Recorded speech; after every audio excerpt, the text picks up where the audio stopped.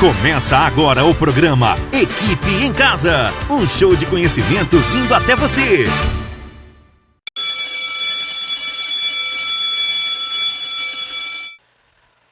Atenção, amigos do Equipe em Casa, vamos organizar essa sala virtual. Mais um programa Equipe em Casa. No primeiro módulo de hoje, Educação Infantil. Vamos aprender a contar agora de 1 até 20 e ouvir uma história com as professoras Sheila e Maitê. Olá, crianças! Tudo bem com vocês? Olha só, a tia Maitê aqui para mais uma aula de matemática. E vocês lembram da aula passada? Que nós estudamos do número 1 ao número 10. E hoje eu vim aqui revisar com vocês. E a tia Maitê convidou 10 fantasminhas para junto fazermos a contagem. Vamos lá? 1, comem atum. 2, comem arroz. 3, jogam xadrez. 4, assustam o gato. 5, usam cinto. O 6, imitam chinês. O 7, mascam chiclete. O 8, comem biscoito. O 9, come rocambole. E o 10, comem pastéis. Olha só, vamos contar novamente 10 fantasminhas? Vamos lá? 1, 2, 3, 4, 5, 6, 7, 8, 9, 10. Agora, convido você a contar na ordem decrescente. 10, 9, 8, 7, 6, 5, 4, 3, 2, 1. Muito bem! Olha só, agora nós vamos ver do número 11 ao número 20 com a professora Sheila. Olá, tia Sheila, tudo bem com você? Tudo bem, tia Maitê. Olha só, é verdade que você vai contar do número 11 ao número 20? Isso mesmo, tia Maitê. A tia Sheila convidou mais 10 fantasminhas. Então vamos lá. Vamos lá. 11 entrou no ônibus. 12, São Asqueroso. 13 foi para Veneza. 14 entrou no quarto. 15 visitou o Kiko.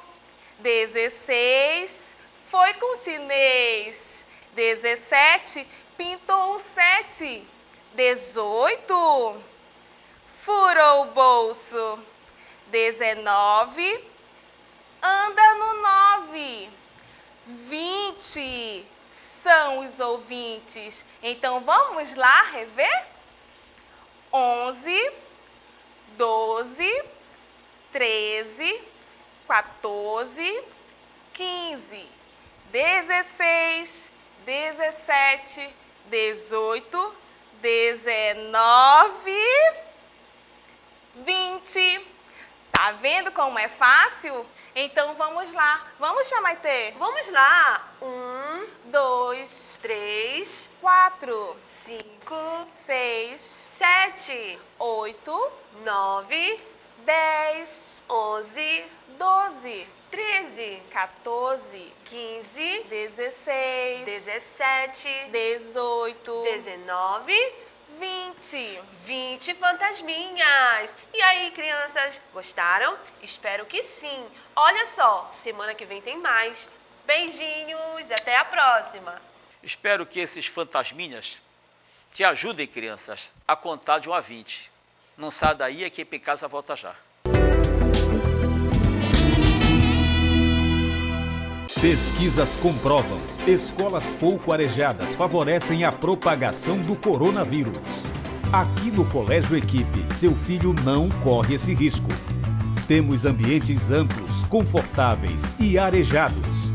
O Colégio Equipe conta com a excelência do ensino híbrido, totalmente voltado ao novo normal. Colégio Equipe, 2º e 3º lugar geral no Enem. Matrículas abertas.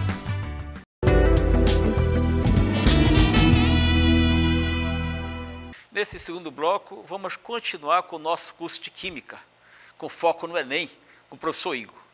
Salve, salve! Seja bem-vindo a mais uma aula de Química aqui no Equipe em Casa. Olha, cenário novo. O futuro chegou, hein, gente? Então, olha só, tava com saudade de mim? Também estava com saudade de vocês. Vamos recapitular? Nas últimas aulas de Química, nós falamos sobre ligações químicas interatômicas entre átomos. Nós falamos sobre ligação iônica, ligação covalente e ligação metálica. Só que agora precisamos analisar como é que esses átomos se organizam, como é que essa molécula se organiza. Mas, Igor, o átomo é tão pequeno, a molécula é tão pequena, para que eu tenho que aprender qual é a geometria da molécula? É simples, meu nobre. A geometria, ela te ajuda a determinar algumas propriedades como a polaridade e o tipo de interação que essa molécula irá fazer. E isso será muito importante para nós compreendermos a solubilidade de substâncias, por exemplo. Então, olha só, começando com geometria molecular. Antes de mais nada, quero falar para você sobre compostos iônicos, porque quando eu digo molécula, eu estou me limitando apenas a compostos de ligações covalentes. Então, quando eu falo compostos iônicos, eu tenho uma forte atração entre cargas positivas e negativas, forte atração entre cátions e ânions.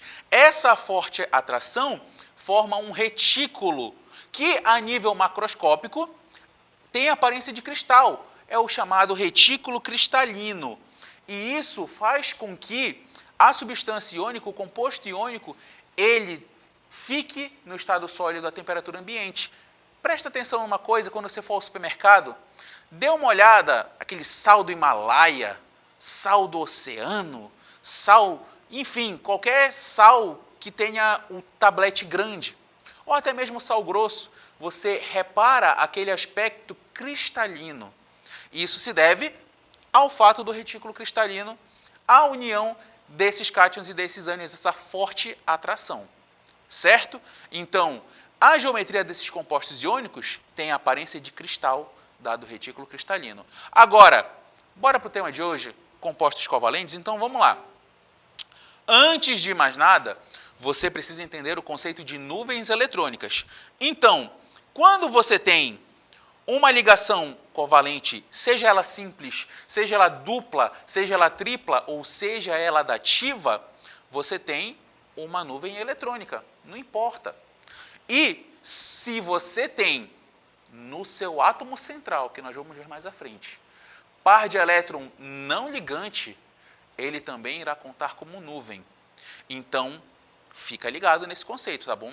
Qualquer ligação, seja ela simples, dupla, tripla ou coordenada, conta como nuvem. Par de elétron não ligante também é nuvem. Então, vem comigo. Exemplo, nós temos aqui, olha, dióxido de carbono, CO2. Então, o carbono faz uma dupla ligação com um oxigênio e outra dupla com outro oxigênio. Não sobra elétron não ligante nesse carbono, porque ele é da família 14, 4 elétrons na camada de valência, pode fazer até 4 ligações. Show! Então, beleza, ele tem duas nuvens, uma dupla, outra dupla. Tranquilo. Duas ligações, duas nuvens. Agora, olha para a água. H2O. Ligante central, átomo central, oxigênio. Família 16, 6 elétrons na camada de valência, ele precisa fazer apenas duas ligações. Então, ele liga uma simples com hidrogênio, outra simples com outro hidrogênio. Então, ele tem duas ligações, duas nuvens. Só que sobraram 2 pares de elétrons não ligantes nesse oxigênio. Então, ele tem 4 nuvens eletrônicas e apenas 2 ligações. Grava bem esse conceito que ele vai te ser muito útil na aula de hoje.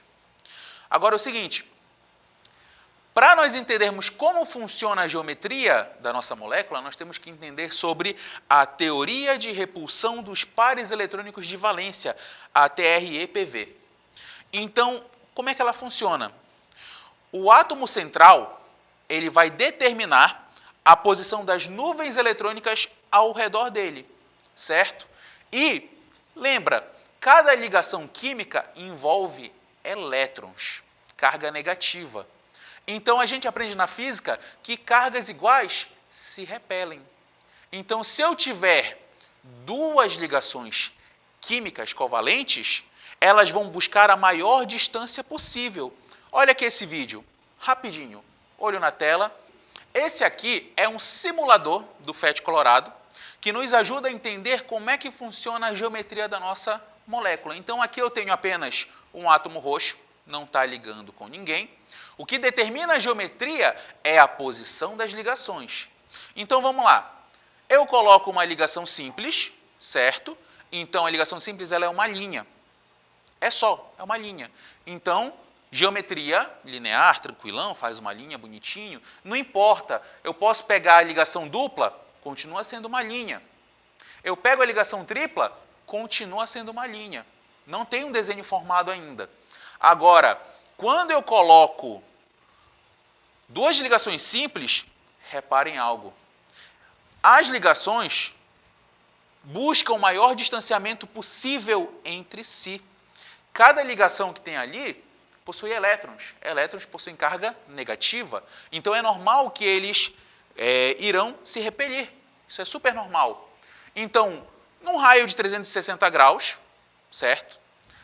Eles buscam a maior distância, então 180 graus de um para o outro. Não importa se eu tento aproximar eles, não importa, eu vou tentar aproximar um com o outro, e você vai ver que naturalmente eles vão se repelir e vão voltar para o maior distanciamento possível. Agora, se eu coloco também duas ligações duplas, não importa se a ligação é simples, dupla ou tripla, conta como uma ligação, certo? E também elas vão buscar o maior distanciamento possível, 180 graus. Agora, quanto mais ligações eu coloco, a minha molécula vai tentando se ajustar. Olha, 3 ligantes, 3 ligações. Então, elas vão buscar uma conformidade de 120 graus entre cada ligação. Teoria da repulsão dos pares eletrônicos da camada de valência, certo? E se eu resolver mexer, ele vai buscar essa conformidade depois naturalmente. Se eu coloco mais uma ligação, 109,5 graus. Então, sempre a maior distância entre essas ligações. E essas ligações vão formar o desenho da minha geometria, que a gente já vai olhar. Agora, o seguinte, repare como o par eletrônico não ligante, ele vai afetar na tua geometria. Então, olha só. Coloco aqui uma ligação, coloco o par eletrônico, solitário. Só que, presta atenção em algo, eu só tenho uma ligação, então não tem para onde correr. Continua sendo linear, é só uma linha. Agora, o bicho pega quando eu tenho a partir de 3 átomos. Então, coloco mais uma ligação, continua linear, certo? 180 graus, só que ao adicionar o par eletrônico, repara, ele empurra a ligação para baixo, graças a essa repulsão. Então, o desenho já muda, não é uma linha, passa a ser um ângulo. Então, geometria angular. Olha na tela, olha o desenho. Par eletrônico empurrou a ligação para baixo. Também, o par eletrônico é negativo, então ele causa essa repulsão, aí o desenho já muda a geometria angular. Então, vamos lá. Para 3 ligações, está aqui, olha, trigonal bonitinho, estava aqui, olha, um triângulo, pam, pam, par solitário entrou, empurrou as 3 perninhas para baixo. Então, mudou o desenho. Agora, tu tem praticamente uma pirâmide. Então, tu tens uma geometria piramidal, certo? E são esses os casos que envolvem o par solitário.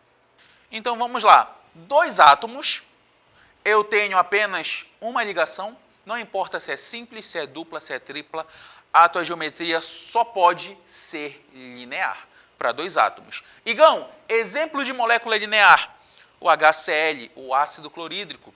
Entre hidrogênio e cloro, há apenas uma ligação.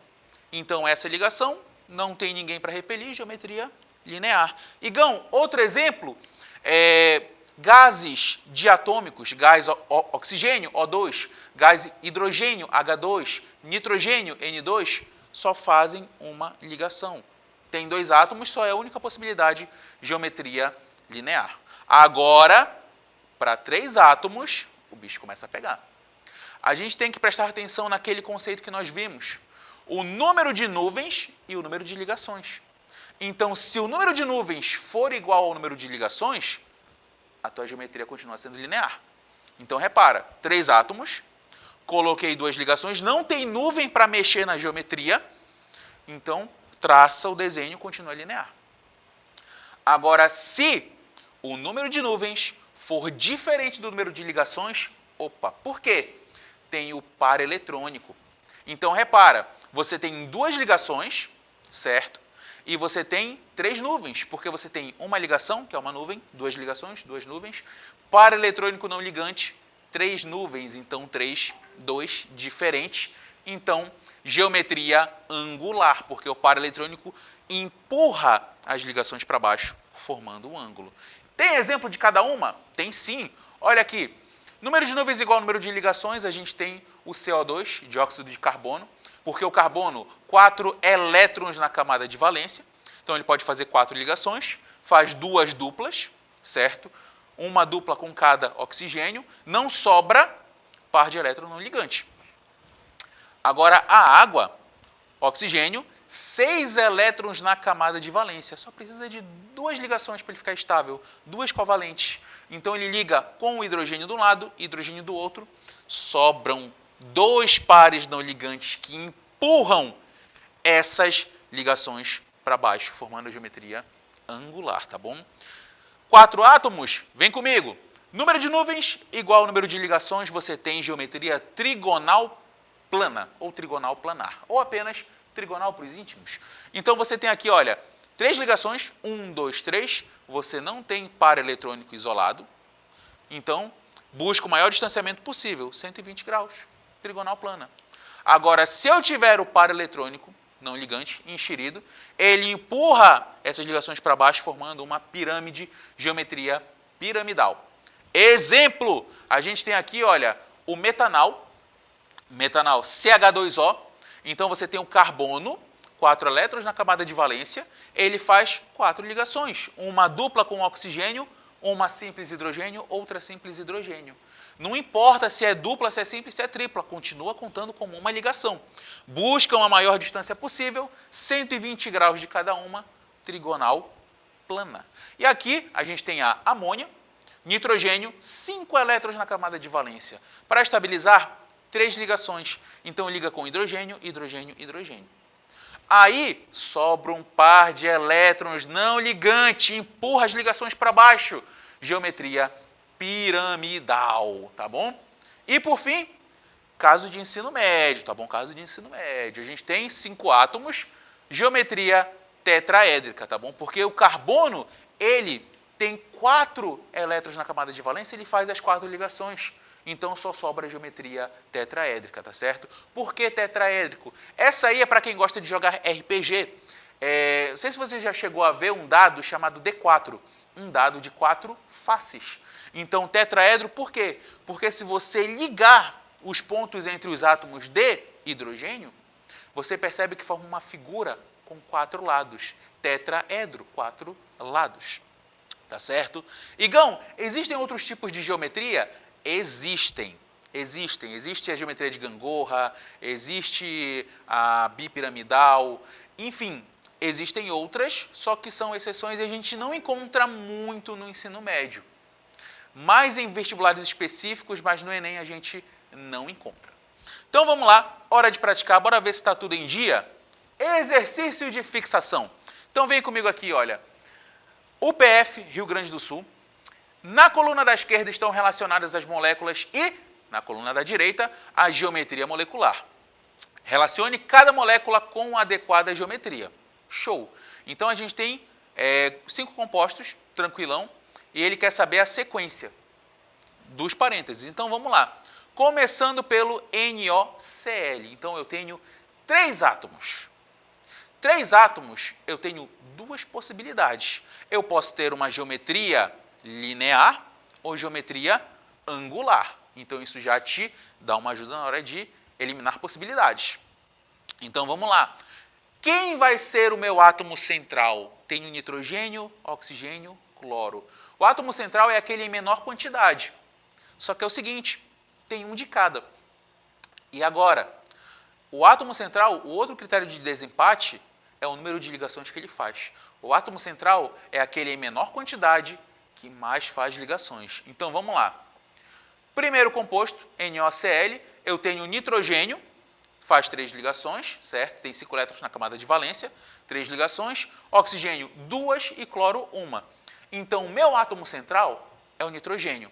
Coloco ele aqui no meio e os outros átomos ao redor.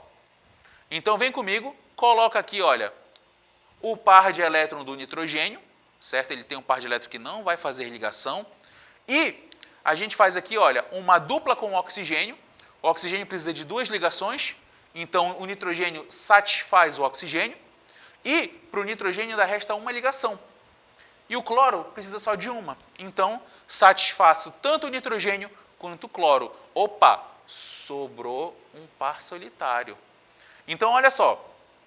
Se não tivesse o par solitário, a geometria seria linear. Só que, com esse par solitário, ele vai empurrar as ligações para baixo. Então, a gente vai ter uma geometria angular. Logo, a gente procura o parêntese em branco com a geometria angular e a gente coloca o número 1. Tranquilo? Daí a gente elimina a letra C e a letra E.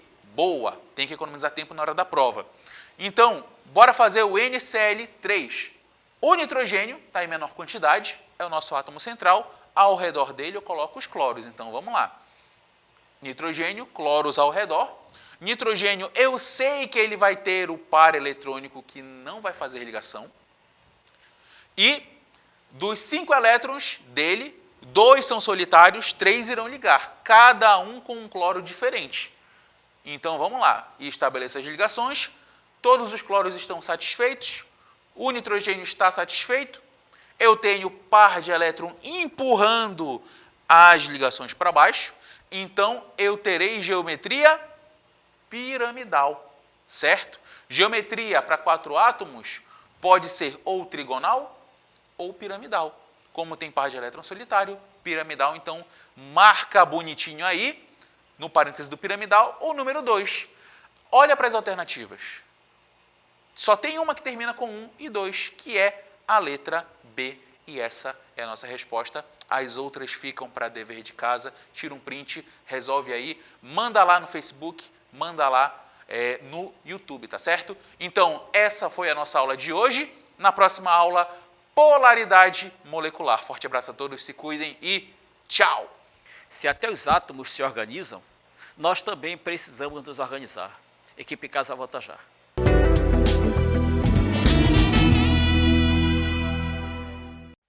No novo normal, uma boa escola deve oferecer biossegurança, espaço amplo e arejado para preservar a saúde de seus alunos. Tudo isso você encontra no novo Colégio Equipe no Trem. Uma nova escola com a excelência do ensino online e plataforma digital que está revolucionando o aprendizado no Brasil. O sistema SAE Digital. Em 2021, seu filho merece uma nova escola com segurança e conforto. Novo Colégio Equipe Trem. Matrículas abertas.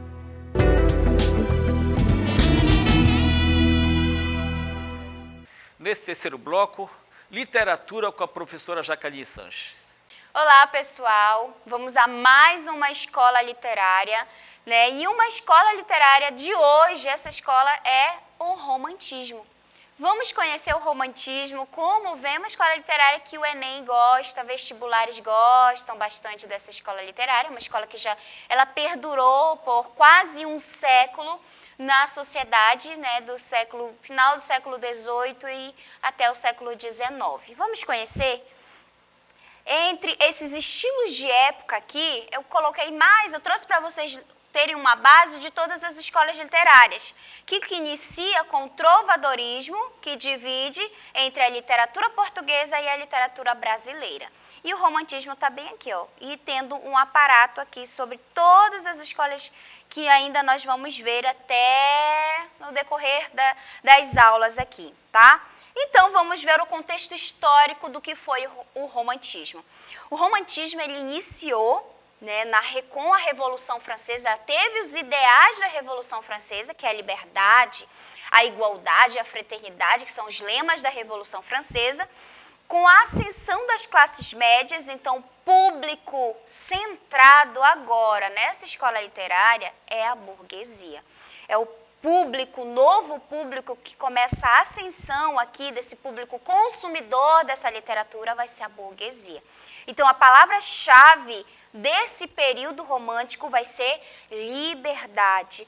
Vai ser liberdade no campo político, pela superação do absolutismo, no campo econômico pelo liberalismo e com do laissez-faire, laissez-passer, que são aquelas falas, né, francesas, no campo artístico, pela derrocada das regras e preceitos clássicos. Eles querem agora o romantismo, o próprio lema diz, né, liberdade. E essa liberdade vai ser manifestada na arte, na literatura, na poesia, né? Então vai ter liberdade, sem estar tão preso nas regras, naquela estrutura ali das rimas e métricas. Agora eu vou ter liberdade de expressão aqui, tá? E quando foi que o romantismo se originou? Onde,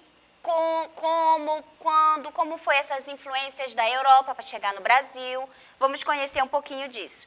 As primeiras manifestações do romantismo podem ser localizadas, olha só, na Alemanha, na Inglaterra e na França, foi onde foi o auge, né, do romantismo, foi na França, tá? Não é à toa que a gente fala que França é o lugar dos apaixonados, né? Então é aí. Então na França, né, com a descoberta das belezas do cristianismo, né, sobrepondo-se à mitologia dos poetas árcades ali, né, a escola anterior, Lamartine e as Confissões de Alfred Musset e a poesia social rebelde e declamatória de Victor Hugo. Então, para quem conhece essa obra assim fantástica que é Os Miseráveis, gente, ela é impecável. Ela tem filmes dos Miseráveis, né? Tem filme na Netflix dos Miseráveis, tem um filme mais atual muito legal. O livro, ele é fantástico, vale a pena ler pra caramba, que tem temática crítica bem legal nesse livro, né? Que é o famoso Jean Valjean, que é um dos personagens desse livro. Muito legal mesmo. Que é desse renomado artista que é Victor Hugo.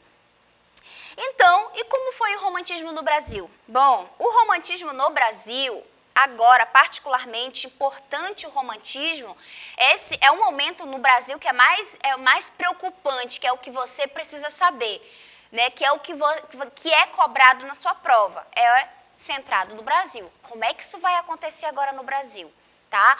Então, quando a gente fala de romantismo no Brasil, ou do romantismo no modo geral, ele se divide em 3 gerações, a gente não pode esquecer disso.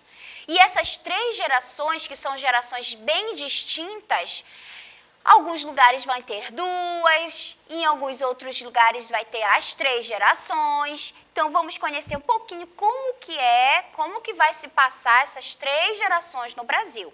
Tá?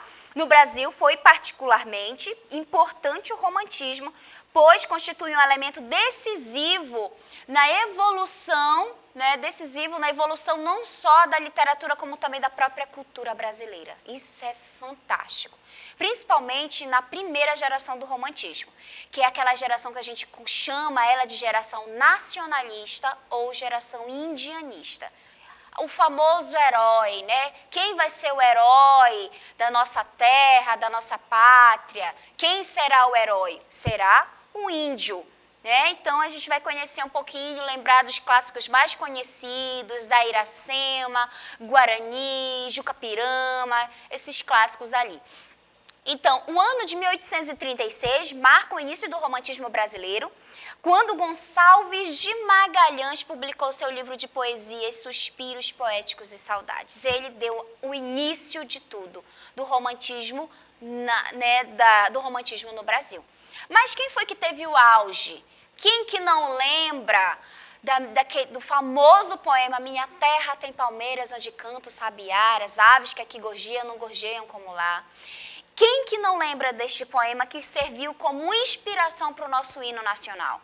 Então, Gonçalves de Magalhães teve sim essa importância que introduziu, mas quem teve esse grande louvor na primeira geração do romantismo foi com o poema Canção do Exílio, de Gonçalves Dias, né? Então, lançamento em Paris da Niterói, então revista brasiliense, em que as novas ideias românticas são divulgadas agora. Com os famosos folhetins, não pode esquecer, foram os famosos folhetins quando os romances serão publicados e todo mundo vai ficar aquela... Era a moda, era o auge dos folhetins, todo mundo queria saber o capítulo, o próximo capítulo daquele romance ali. Todo mundo ficava ansioso, aquela dama da sociedade, né, centrada ali na burguesia, queria saber o romance, né, o que ia acontecer no capítulo anterior. Vamos ver as características do romantismo, então, no Brasil. Romantismo, do modo geral, no romantismo. Então, o romantismo tem como característica fundamental, gente, é a subjetividade. Subjetivismo. Agora é centrado no eu, o eu lírico. Sempre em provas você vai ouvir muito, você vai encontrar muito esse termo eu lírico. Quem é o eu lírico da poesia? Quem é o eu lírico ali do trecho, da obra, da crônica ou qualquer gênero que venha ali representado um romance, né? Então é o culto do eu. Não há mais a preocupação com os modelos clássicos e universalizantes. Vamos ver aqui, ó. Eu trouxe um trecho aqui que é um poema, olha aqui, é de Byron, né? Byron é um poeta inglês que teve grande influência no romantismo da segunda geração. Vamos ver? Eu durmo e vivo ao sol como um cigano, fumando meu cigarro vaporoso. Nas noites de verão namoro estrelas. Sou pobre, sou mendigo, eu sou ditoso. Ando roto, sem bolsos nem dinheiro, mas tenho na viola uma riqueza. Canto à lua de noites serenatas, quem vive de amor não tem pobreza. Escrevo nas paredes as minhas rimas, de painéis a carvão adorno a rua. Como as aves do céu e as flores puras, abro meu peito ao sol e durmo à lua. Olha ali. Então, é um trecho, né, que traz de Álvares de Azevedo, representando essa vagabundo, essa vida boêmia, essa vida ali romântica, né? A questão do romance, do amor. E vocês olham, se vocês percebem as características da subjetividade aqui, eu, né? Os verbos conjugados em primeira pessoa, sempre centrando no eu lírico ali, certo?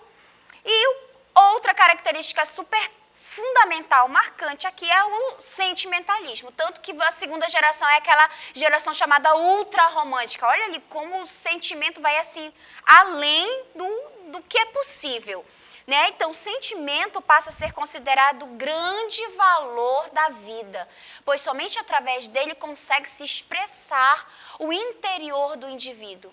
Predomínio do sentimento sobre a razão passa, pois, ao mal do século, depois ao mal do século. Gente, imagina isso, esse sentimentalismo impregnado, forte. Agora, o povo vai morrer por amor, é capaz de qualquer coisa por amor. Eu sou capaz de morrer por amor, o povo vai morrer, né? Então, esse mal do século, quando fala, quem que vai ser o mal do século? O que é o mal do século? Século XIX, né, existia uma doença, e essa doença era o mal do século que morreu, né, causou a morte de muitos poetas, muitos artistas dessa época, que era a tuberculose.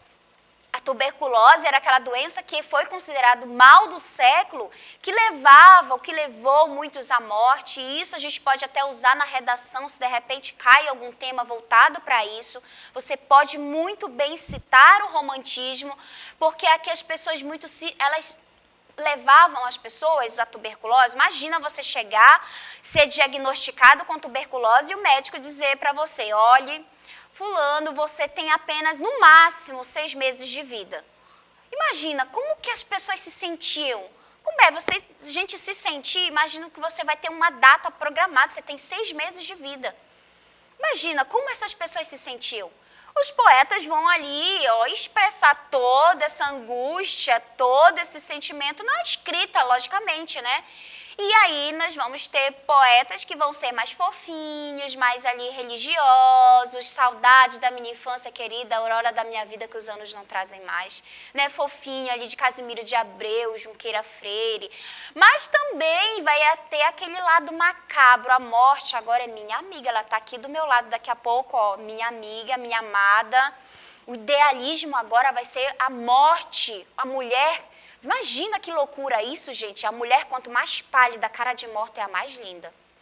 Vai ter uma idealização pela morte. Álvares de Azevedo, Jesus, ele é louco, assim, então vai sim, o auge de todos os sentimentos possíveis aqui.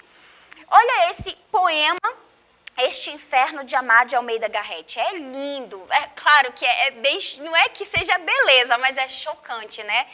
Vamos ver. Este inferno de amar, este inferno de amar, como eu amo. Quem me pôs aqui na alma, quem foi?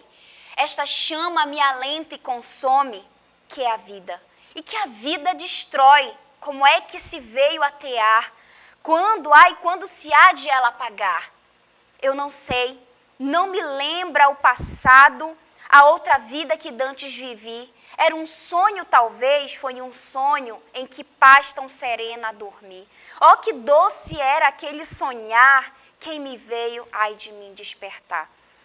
Só me lembra que um dia formoso eu passei, dava ao sol tanta luz e os meus olhos ardentes o pus. Que fez ela? Eu que fiz? Não o sei, mas nessa hora a viver comecei. Ai, gente, imagina isso. Que triste, né? Porque, olha só, se você conseguir fazer análise desse poema, você consegue que inferno de amar. É como se ele tivesse vivendo, começado a viver aquele amor, a partir dali é um inferno. Ó, este inferno de amar como eu amo. Olha esse sentimento ali exagerado. Como quem me pôs aqui na alma? Quem foi? Quem me pôs aqui na alma esta chama, ó, que se alenta e consome, que é a vida. Essa é a vida. Quem não ama viver? E agora isso acabou tudo. Né? Sabe aquele sentimento de, nossa, de viver, de vida, e tudo foi destruído? Vocês conseguem perceber essa análise? Olha quando ele diz que a vida destrói, como é que se veio a tiar, a vida destrói. Olha, quando se há dela apagar? Quando é que vai acabar esse sofrimento? Esse inferno.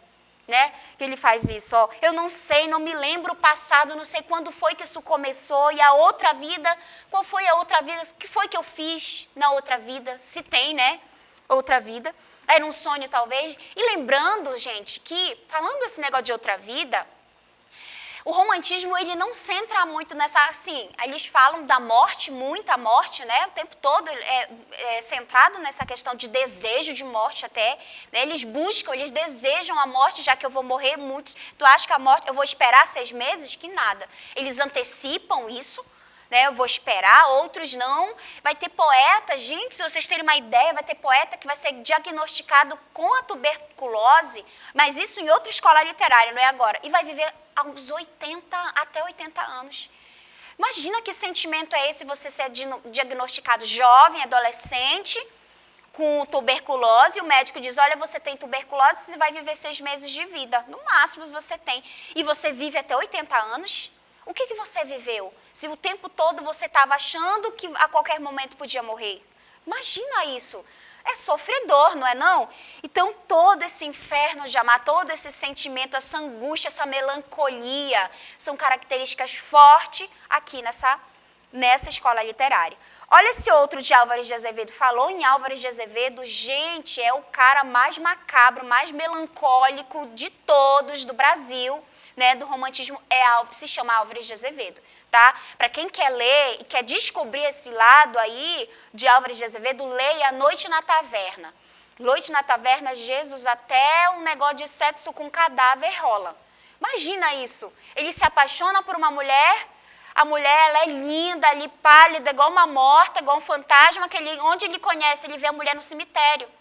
Imagina isso, gente. Ele vê essa mulher no cemitério, ele diz que a mulher, que ele encontra com essa mulher, ele leva a mulher para a casa dele, aí dá tudo a entender que sim, ele encontrou a mulher estava morta, ele levou para casa, uma mulher morta, que ele diz que não estava morta, que depois que morreu, olha que confusão. É louco, não é não? Então, olha esse poeminha aqui do Álvares de Azevedo. Ó, ter 20 anos sem gozar de leve a aventura de uma alma de donzela, sem na vida ter sentido nunca na suave atração de um róseo corpo, meus olhos turvos se fechar de gozo. Ó, nos meus sonhos, pelas noites minhas, passam tantas visões sobre o meu peito. Imagina assim, olha quando ele fala gozar, ter 20 anos sem gozar, sem aproveitar. Álvares de Azevedo vai morrer aos 23 anos, gente, com tuberculose. O que ele viveu tão jovem, no auge da sua juventude? E isso vai representar muita melancolia, muito sofrimento, muito questionamento para Álvares de Azevedo. É isso aí. Então, outras características do romantismo: evasão e escapismo. O que é isso? O choque das aspirações do escritor com a realidade que o cerca. Faz com que ele fuja para o mundo à base do sonho e da emoção, das emoções pessoais. O que é isso? Vive no mundo da lua aqui. O povo vive no mundo da lua. A realidade, tá longe. Eles vivem, viaja aqui, viaja total. É esse escapismo mesmo. Escapar, foge da realidade e vive um mundo de idealização e fantasia, tá? Evasão no tempo, se a época contemporânea o leva ao conflito, leva lá para o passado, procura lá no passado, né? Uma individual ou histórico, as situações consideradas ideais. Essa atitude trouxe ao romantismo no Brasil essa ideia aí do indianismo, certo? Essa viagem no passado, o herói lá da Idade Média com seu cavalo, né? Que é, no caso do romantismo português, o herói que salva a donzela, com inspiração lá de Robin Hood e todos esses momentos de fatos heróicos. No Brasil, quem vai ser o herói? O índio será o perfil, representará o herói ali, destemido, bravo, forte, né? E olha aqui um poema de Gonçalves Dias: valente na guerra, quem há como eu sou, quem vibra o tacape com mais valentia, que golpes daria, fatais como eu dou, guerreiros ouvi-me, que há como eu sou, na caça ou na lida, quem há que me afronte? A onça raivosa meus passos conhece, o inimigo estremece e a ave medrosa se esconde no céu. Quem há mais valente, mais destro do que eu? Se vocês perceberem nesse poema, tem o tuk-tuk, como se, com a característica daquele batuque, daquele grito de guerra das aldeias, das tribos. Então, sou bravo, sou forte, sou filho do norte, guerreiros, ouvi como do Juca Pirama. Então, essas características ali daquele grito de guerra do romantismo, tá?